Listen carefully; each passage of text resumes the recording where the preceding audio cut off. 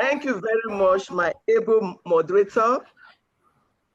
Good evening, our guest speakers, professional colleagues, and all participants. It is with great pleasure and heartfelt warmth that I welcome you all to this special webinar organizing the World Nutrition Day 2025 with the powerful and timely theme, Food Connects Us. One of my partner are born in the nutrition space. Okay, so for those who may not know me, let me try to put my video on if it will work. So good evening, everyone. My name is Olufolakemi Messi Anjorin has introduced. I will be speaking this evening on Farm to Fork, rebuilding the consumer-farmer connection. We've had very interesting conversation about the role of food from the guest speaker, our emeritus Dr. Omotola, and also from Dr. Goodness about the role that food plays in healing and social healing and all of that. So I'll be talking about how do we connect with those who make this whole conversation of food possible and for us to have food that we consume. Okay. So what is farm to fork and why is it important? Before I go into that conversation, I would like to speak about the Nigeria agricultural food value chain and some of the challenges, of course, that so we can see in this picture. This is a source I got from ProShare, research, and you will look at the old farm. This is a maize farm, and you can see clearly in this picture. But on this farm, before we get that cob of maize, there are many issues that come to play, and which includes maybe high cost of import duty even for fertilizers, archaic factories, high level of insecurity. A lot of farmers cannot go to farms again, lack of modern storage facilities, lack of crop science, use of banned pesticide, expensive or adulterated use of fertilizers, lack of data for farm improvement, a lot of issues. So along the food value chain, there are a lot. So when we say farm to fork, what is it? I consider farm to fork a journey, and this journey is a journey. It's a journey from production. What can I still see my screen? Go ahead. We are seeing your screen, Madam Folake. Not seeing it. We are seeing your screen. Okay. So it's a. How do I get this turned? We are seeing your screen back. Okay. Yes, it's a journey from production to consumption. It describes how food travels along the food value chain. And when we talk about farm to fork, the role is to emphasize the need for a more direct connection between the production of food on farms and its consumption on our plates. And I consider the concept of farm to fork a win-win approach for both farmers and consumers. Some of the key principles that the concept of farm to fork promotes includes the idea of sourcing food locally, promoting proximity between the food and those who consume them. So try as much as possible to shorten transportation, making marketing channels available, ensuring there are processing facilities to maybe extend shelf life of highly perishable products, and overall trying to promote the consumption of fresh, minimally processed and nutrient-rich food. So why is it important to promote it?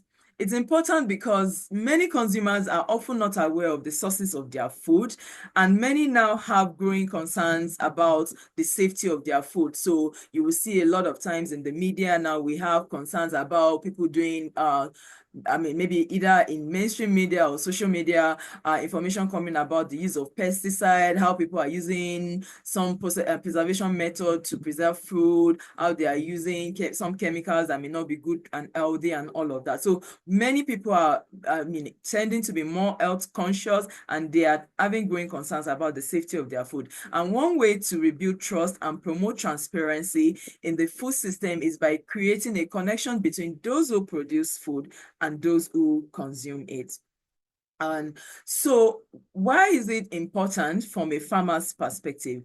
So one of the other reasons why we need to also promote the idea of farm to fork is that it helps to address some of the challenges that I highlighted earlier that are in the food system, especially that farmers face. And these include issues of market access, ensuring fair pricing, limited awareness about their consumers. So a lot of times, if you don't know who you provide, you produce for, that emotional connection is not there, and that zeal and desire to be able to put more effort in knowing that, oh, I'm contributing to the health of these families may also not be there. And of course, the issues of climate change, reducing transport, packaging materials and all of that, reducing carbon footprint, for instance, by reducing the number of duration we have to transport for over a long mile is also there. So how can we rebuild the connection of farm to fork?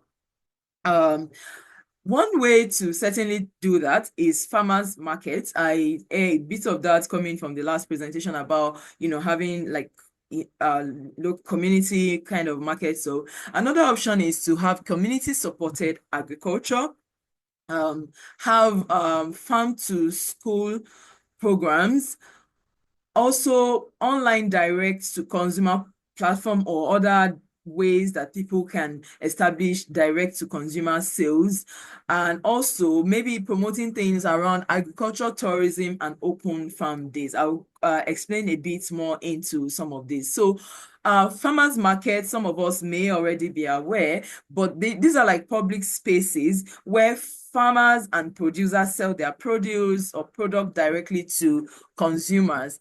Some of the benefits include promoting healthy eating, boosting local economies, involving less packaging and less transportation.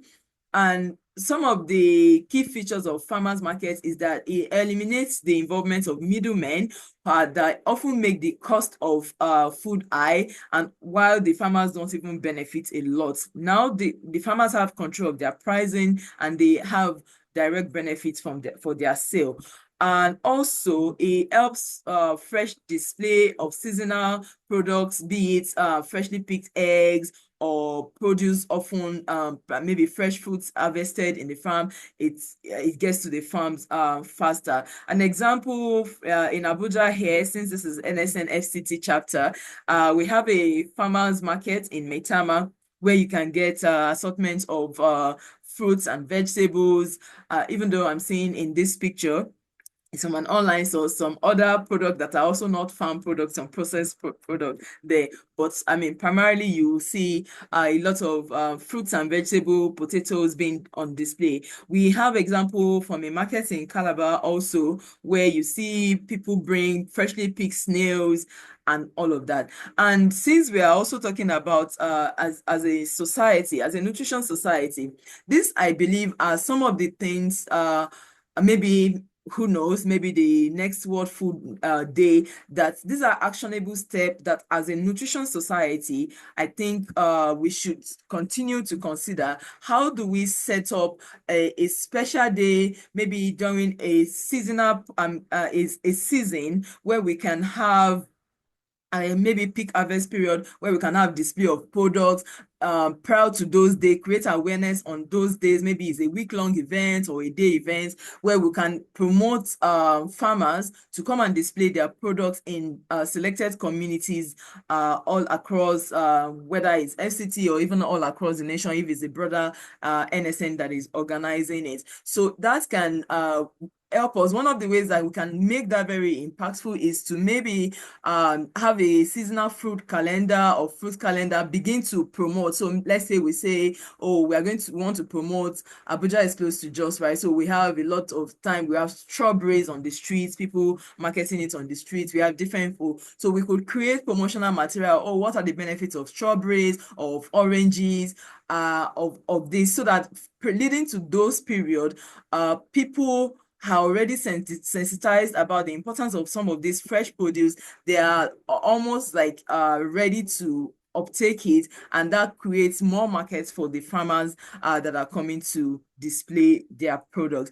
I'm always an advocate of seasonal food. So I always say jokingly that whoever says to you, one apple a day takes the doctor away, plans to sell apple. What happens to one garden egg a day? What happens to one orange a day? So these are some of the actionable steps that I feel the Nutrition Society can take. Another example is the community supported agriculture, which is a form of direct partnership between farmers and consumers, where consumer can subscribe or prepare for a share of a farm harvest, usually on a weekly or seasonal basis. So when I was preparing this presentation, so I need to say a human interest story. So I consider myself more of a rural girl because I still tend to farm more, even though I'm in Abuja. So while growing up, I think my father had interest in agriculture, even though he was a teacher, but he always bought farms. So they call it, in my language, they call it aramole,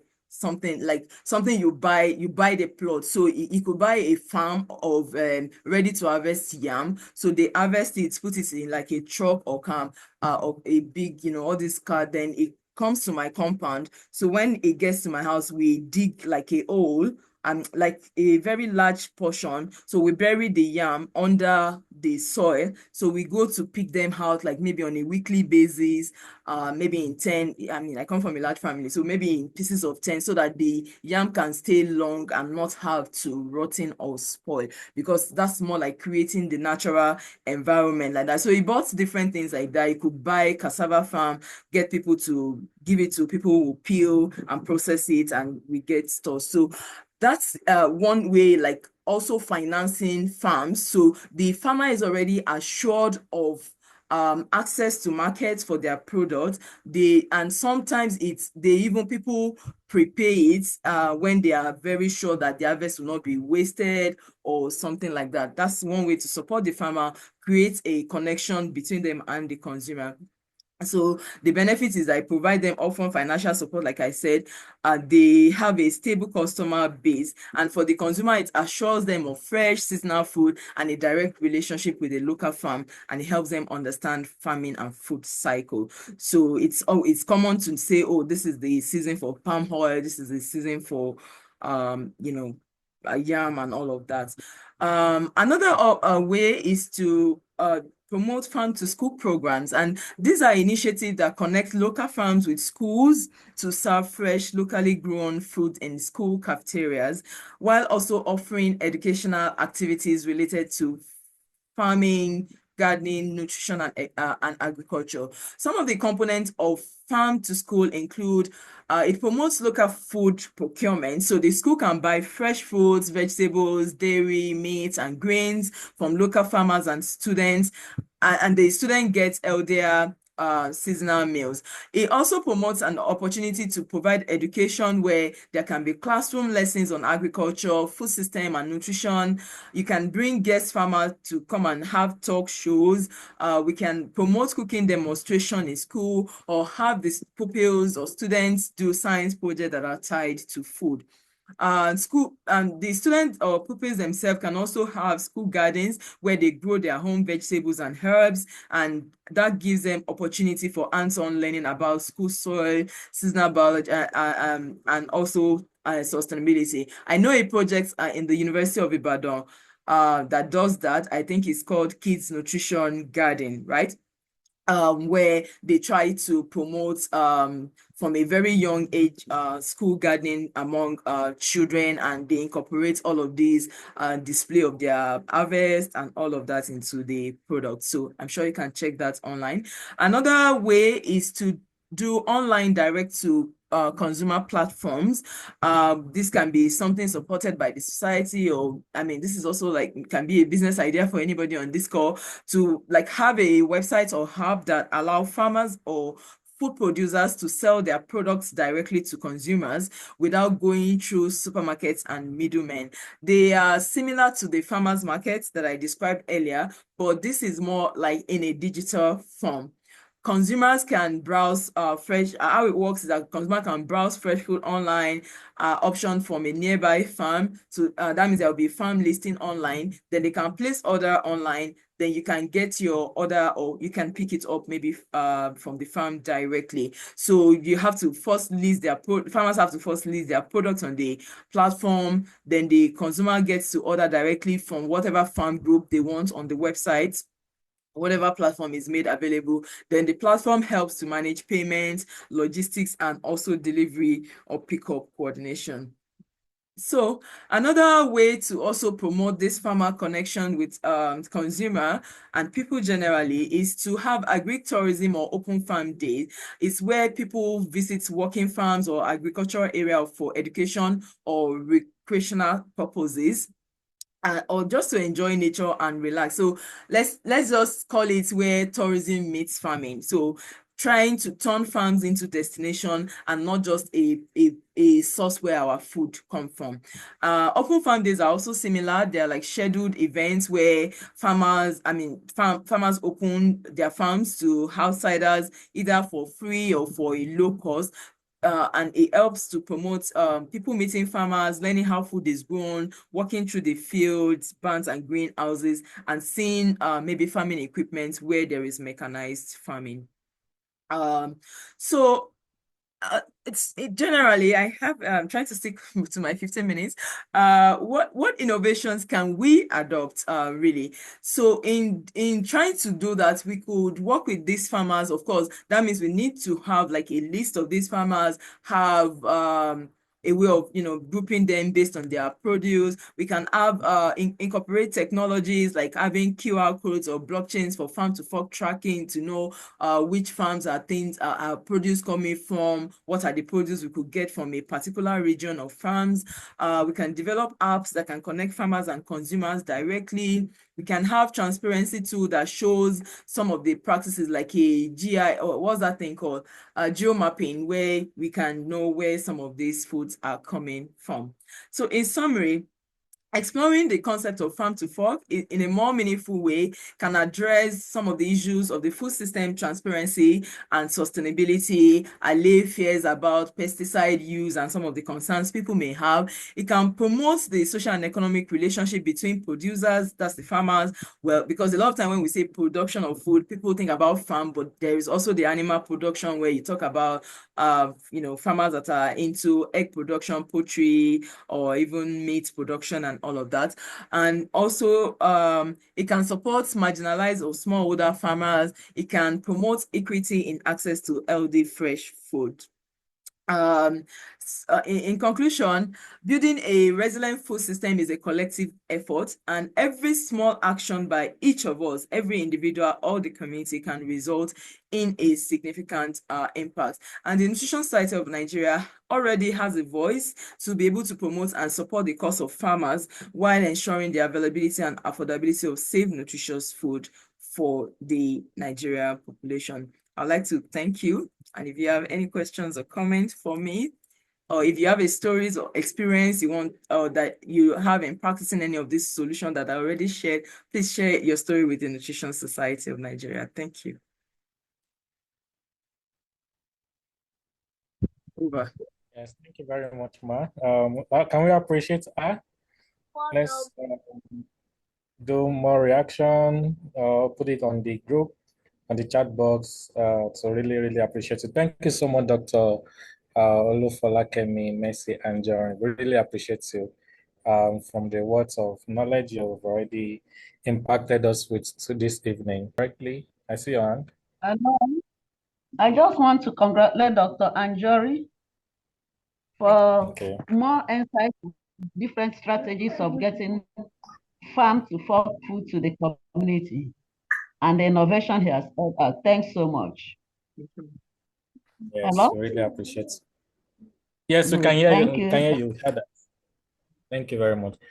Quickly, for you, the question says, what role can NSM play in making organic food available and accessible in good quality, given effects of climate change on food?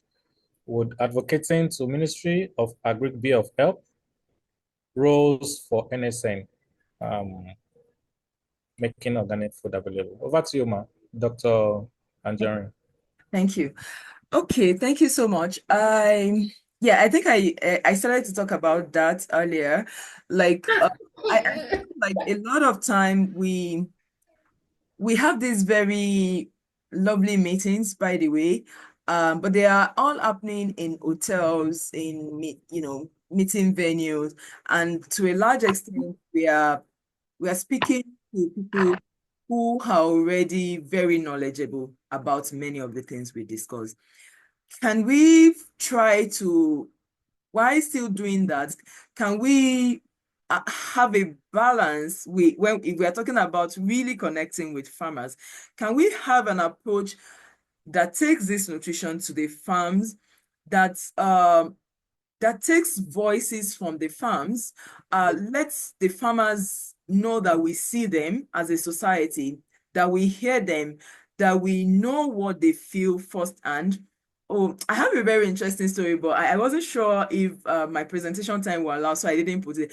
Maybe I will put it online one day. I call it my Banga story. So I have like 4 palm trees in front of my house. So I recently harvested like a banga. Anyway, that's a long story. But first, and just by one experience of trying to cut the head of one banga and process, like store it in my freezer, I saw the level of effort that it takes. And I'm like, oh, but when we get to the market, we tend to price this thing. I'm like, this thing should be more expensive, considering the level of effort. I was able to witness firsthand the level of drudgery involved in the way we process and manage our food. I mean, I pray I have time to put that in a story one day. But what I'm just saying is that the Nutrition Society can create platforms to bring these farmers closer to their community. And one of the easiest low-hanging fruits may be to set up things like farmers show day or farmers market. It will not be it may not be a permanent, it may be something incorporated into our annual nutrition society conferences. Or if we are doing a conference in Abuja or in Calabar, can we in the car park of our venue get farmers to bring their produce to display as part of the Nutrition Society, and be able to have sufficient media coverage for that, and highlight maybe local food, and use that as an opportunity to tell the story of the food system in that particular location, so that next year we get an opportunity to highlight another location, so that it's not just all PowerPoint presentation, which are usually lovely, by the way, but that we connect food connectors, that food actually connects us to those who are producing this food. That would be my, like, a low-hanging fruit. I made an example of the website or app or platform.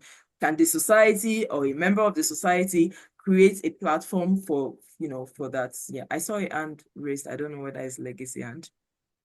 Yeah, thank you. That's mine.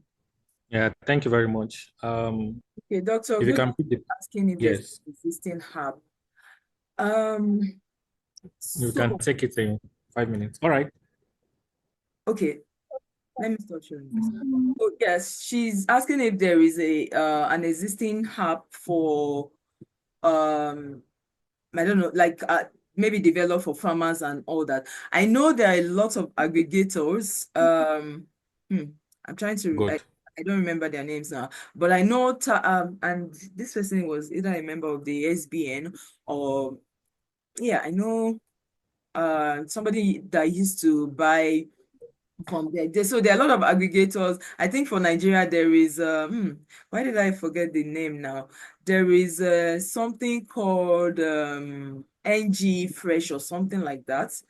I could, if I get it, I will try and see whether I can share. I think Fresh Direct Nigeria or NG, Thrive Agri and all that. On the global scale, there is agro mall. You know, there are lots of initiatives that people have done. There was I did a food system, some Harvard food system course, sometimes was it last year or 2 years back, where a lady in, I think it was in Ghana, she has something called Ocean Mall.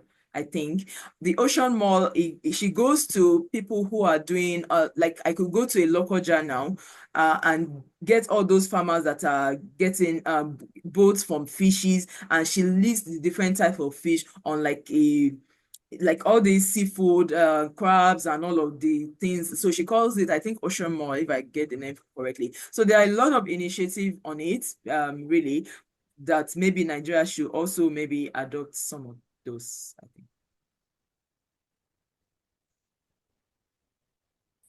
All right, thank you very much. Dr.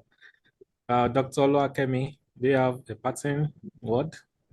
A last word, comment from you? Okay, thank you. Just 60 seconds, yes. Yes, my word, I will put it in just 2 words: collective action. It takes all of us, it takes a community to raise a child, we say. It takes a community to make available healthy, nutritious food. Thank you. Yes. Thank you very much. Sorry? So there are 12 closing remarks by the Vice Chairman. Sorry. All right. Thank Vice you. Chairman, apologies. Yes, I missed that. Sorry. Over to you, Vice Chairman. Okay. Good evening, everyone. Can you hear me, please? Yes. Good evening. Yes. Okay, good evening. We can hear you. Yes, my name is Abimbola Ogulusi, the Vice Chairman, NSN FCT Chapter. Oh, wow. If I were to rate today's program, I would confidently give it a 10 out of 10. And I'm sure many of us will agree. Well, without wasting too much of our time, I must express how truly enriching and enlightening this evening has been. Thank you all for joining us to mark the World Nutrition Day with the inspiring theme, Food Connect Us. Today's discussions have clearly shown that food is not just nourishment, it is a bridge that connects culture, communities, and generations, like the speaker has rightly said. So on behalf of the Nutritious Society of Nigeria FCT Chapter, I want to sincerely appreciate our distinguished speakers for sharing their expertise and perspective. Special thanks to our guest speaker, Dr. Anjori, to our guest speaker for such an insightful session, and also to Dr. Anjori for the impactful presentation on Farm to Fork, Rebuilding Consumer Farmers Connection, and to our Chairman Emeritus, Dr. Goodness, for the powerful session on food as a tool. I'm in the food service industry, so I understand every scenario. So thank you very much. And to our moderator too, thank you for steering the conversation so smoothly. Every contribution today has deepened our understanding of the vital role nutrition plays in building a healthier and a more united society. So to everyone who tuned in your presence and engagement made this webinar truly memorable. So I want to encourage all like the chairman has said, that let's be good advocates. Let's be good advocates of the food, of good nutrition in our homes, communities, and professional spaces, so that we can ensure that food continues to unite, heal, and sustain us.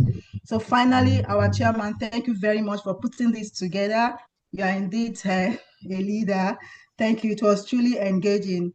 Happy World Nutrition Day, everyone. Thank you and have a restful evening.